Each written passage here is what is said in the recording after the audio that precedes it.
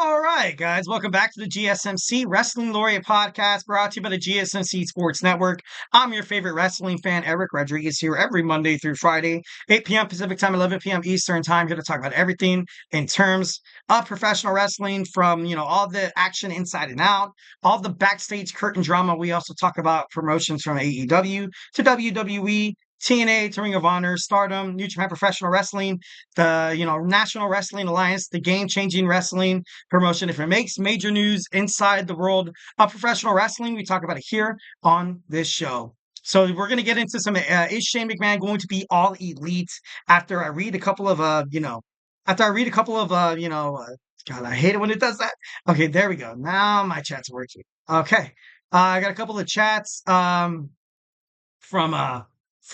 Prob, Joutson H7. Hi, bro. How you doing? Hope you're doing well, my guy. Hope you guys are, hope you're preparing for an amazing weekend. Obviously, stay safe, stay awesome. I haven't watched WWE for the last 2 months. Can you tell me what big thing have happened in the last 2 months? Probably on SmackDown, I could probably say that, obviously the whole Cody Rhodes thing and the uh and the bloodline is kind of fiddling out. And 2 months ago, 2 months ago, time's flying by. So June, July, like before SummerSlam, um, Roman Reigns, returned on SummerSlam. Now he's ultimately making a push for possibly being the best, like, babyface of the century, which I think he has a WWE Championship run coming at him. He's going to join the Royal Rumble, hopefully to get his career back on track. Um, so that's kind of what's been happening on SmackDown right now. Nia Jax is the WWE Women's World Championship, which I approve of. I hope that WWE, they don't cut her championship reign short. On WWE Raw 2 months ago, you saw the Judgment Day being on fire. You had Rhea Ripley, you had Damian Priest, the WWE World Heavyweight Champion. Not the case anymore. Sucks. Judgment Day's dead, essentially. Liv Morgan is holding on to that Women's World Championship by a thread. I don't like her holding the championship. I think it's stupid. Once again, it's not that I hate Liv Morgan. Not a huge Liv Morgan kind of guy, though. But I think, in terms of being a WWE fan, I think she's a better chaser than a champion. Like, you know what I mean? Like, sometimes, you can root for someone as soon as they hold the championship, you're like, after a couple of months, you're like, oh, okay, this seems a little stale. And I feel like right now, Liv Morgan, like, what's happening outside of the ring with the whole Dominic Mysterio thing, flirting with Rhea Ripley, stealing your man. Like, I get it. Like, you know what I mean? In terms of that, she's been doing decent. She's been doing good. Right now, the WWE World Heavyweight Championship is kind of on a flux. You kind of have Gunther. My speculation of Gunther is I accused of Damian Priest to kind of be a transitional champion. And Gunther, he's a great superstar. A lot of accolades through his short tenure in WWE, the longest reigning WWE Intercontinental Champion at 666 days. Um, this world title run that he's having isn't necessarily going to be alone. It's not going to be alone. It's just a show to kind of flirt with the idea that Gunther is going to be a world champion one day and he's going to hold that title longer. You had Seth Rollins injured, Drew McIntyre, CM Punk. Then you started this, storyline between Damian Priest and, Gunther, and then Gunther won the title. So as of right now, I feel like WWE Raw, I feel like, needs a lot of more changes than SmackDown, especially going toward that Netflix ideal. Also, Netflix has bought, Monday Night Raw is going to be on Raw. I'm pretty sure you know that. It's been, live for a couple of months now. So yeah, definitely, that's probably what's happened in WWE for the last bit. Well, I'm probably missing something. Obviously, if you in the chat have any thoughts of big things that's happened in WWE within the last 2 months, obviously, let me know. Let me know. We got a chat from Jin Ping saying hello. Hello, my guy. Hope you're doing well. Logan James, my guy, my number one guy. Favoritism apparently continue. Tell again, WWE doesn't hate. Tell me again, WWE doesn't hate Japanese stars because Candice LeRae beat Io Sky for the speech. Wow. Wow. You know, I'm shocked. I'm shocked, and I got to be honest. I'm a little upset. I don't really. I try to keep tabs on WWE speed, but at the same time, and I'll keep it brief. Um, Kind of having stars wrestle for like for 3 minutes, it's not really ideal. Having Candice LeRae win is just a huge mistake because Io Sky, she's special. Io Sky is definitely one of the best wrestlers on Raw. You saw her tear it up in a match with Bianca Belair on Monday Night Raw about 2 weeks ago, and it stole the show. It stole the show 1,010%. And it's just it's stupid. It's dumb. That's the main reason. That's exactly why Ricochet probably left the WWE. They're like, "Hey, Ricochet, hey, dude, we can't give you the Intercontinental Championship. We can't give you a United States Championship run, but you could win this exclusive belt called the Speed Championship, where you have to win matches under 3 minutes. And guess where it's going to be broadcasted? Not on Peacock. Not on the USA Network. No, no, no. Fox, we're done with Fox. What are you talking about Fox for? It's going to be on our X page. It's going to be X page. It's just, come on, man. I just, having something like that just proves the reason why I hate WWE speed. And, I know hate's such a strong word. And Eric, you're a wrestling fan. Why are you saying things? Dude, it's because, come on, they should have kept 205 Live. They should have kept 205 Live with all the wrestlers, all the talent that they had. Mustafa Ali, Cedric Alexander, you had Neville, you had TJ Perkins, you had, Brian Kendrick. You had a lot of just talented guys. You could have saw, Dragon Lee make a killing on 205 Live, but then they got rid of it, which was stupid, terrible, terrible, terrible, terrible, terrible. And you could have had a women's also version of 205 Live, but oh God, that's crazy. I had no idea that happened. I know, I kind of feel bad because I'm like, I should probably be knowing everything that's happening with WWE, but that was a huge shock factor. That's crazy.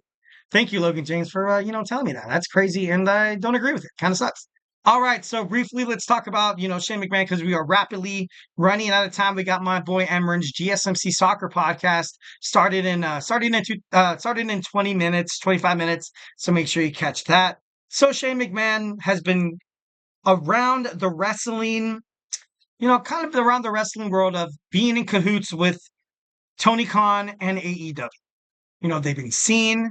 Mercedes Moné has been seen with Shane McMahon at airports, also the Young Bucks. Also, you've seen the picture of him. Tony Khan taken by Mercedes Moné. Mercedes Moné, even in an interview, says that, everybody loves Shane McMahon. Everybody would love to see him kind of cross over to AEW. A lot of fans obviously giving their 2 cents about it. Some are good for it. Some are opposed to it. A lot of people are like, a McMahon in wrestling needs to die.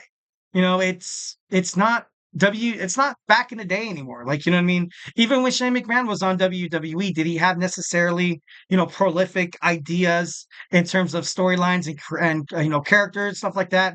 No. Like, he didn't really have that, that edge to him. The best thing about Shane McMahon possibly coming to AEW is maybe, he says he's not ready to retire yet from from wrestling. So this could possibly be a way for him to kind of get his in-ring thing back and get back in mojo. A lot of people think that he's behind what's happening with the whole John Moxley, Claudio Castagnoli, Pac, also Shafir, and I could, Shane McMahon showing up, it would be a bombshell. Would be a bombshell. A lot of people could have kind of Vietnam flashbacks because what you saw with the whole WCW takeover, the whole invasion thing, and how McMahon dropped the ball in terms of handling new talent being acquired by WWE. And by all means, that was Vince. I understand that was Vince at the, Shane McMahon was kind of like an innocent bystander. And, I agree with that. I like Shane. I do. I think he's a great, he brings a great mind, a great business sense.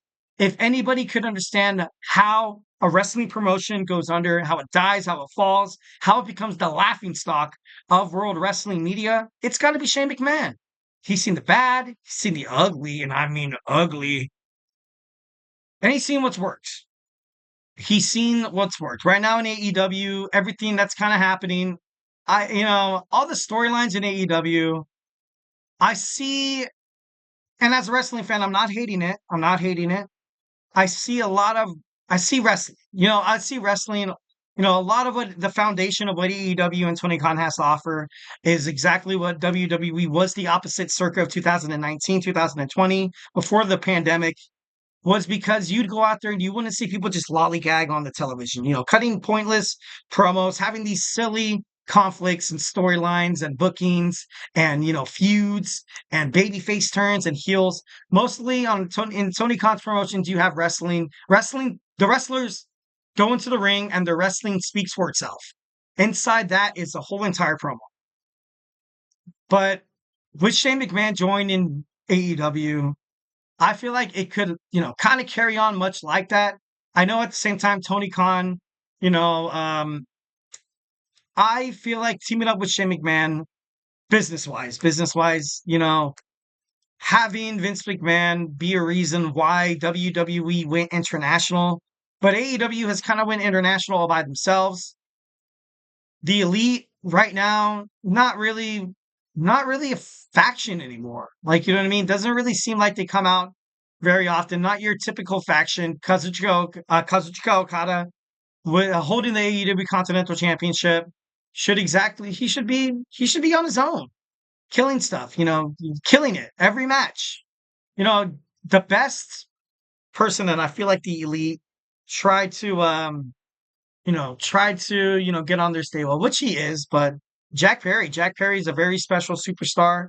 I've had a lot of baggage about him, but you could be the most hated man in the world, but if you go out there and do your job, you do it well, you're special. You're special. Like, you know what I mean? You go out there, you don't necessarily really, it's not about making friends. If you make a little enemies along the way, like, yeah, it's cool. But at the same time, it's all about, kind of going out there, getting you as a brand in entertainment, but most importantly, in terms of professional wrestling, you're your own brand. You have to represent yourself. You have to go out there and do what's best for you. Because what happens when nobody does what's best for you and you get tanked over? You know what I mean? Then you lose out on money, financial stability. You lose out on your career. You go back to wrestling in front of 50 people again. Jack Perry doesn't want to be about that. You know what I mean? My boy, Jungle Boy. But Shane McMahon coming to AEW, I feel like he'd be great. I feel like he has a good business sense. You know, he has a lot of stars that he's dealt with in terms of WWE, like Sasha Banks, Mercedes Moné, Bryan Danielson, Daniel Bryan from WWE. There's just, John Moxley. It's wrestling has become kind of this mainstream. Well, it's always been mainstream, but like behind the scenes. I don't know if that makes sense. Behind the locker room scenes where a lot of wrestlers are kind of like, oh, never ever open the forbidden door. No, no, no, no, no. Don't even think about going to WWE. Don't, and even the wrestling promoters, don't even think about stealing somebody from WWE or vice versa. WWE taking AEW stars, maybe like Daniel Garcia.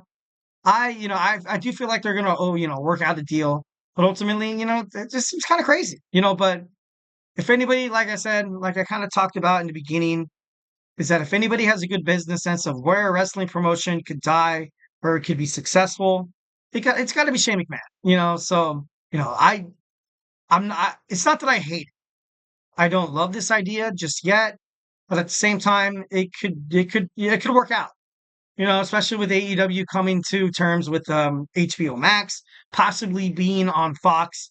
All this could be very, very, very vague, very scary, very overwhelming for the president of All Elite Wrestling, Tony Khan. He's like, you know what?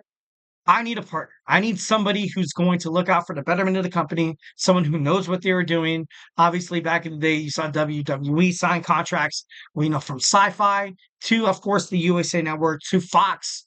And it just makes sense signing a guy with some experience. You know what I mean? So it's a possibility. It's a possibility, and I think it's going to be great. All right, guys. So hey, do not go anywhere. We're going to talk about our wrestling news roundup. Going to give you guys some awesome wrestling headlines going around the world of professional wrestling. I have about 17 minutes to wrap this up. So yeah, I will see you pretty soon.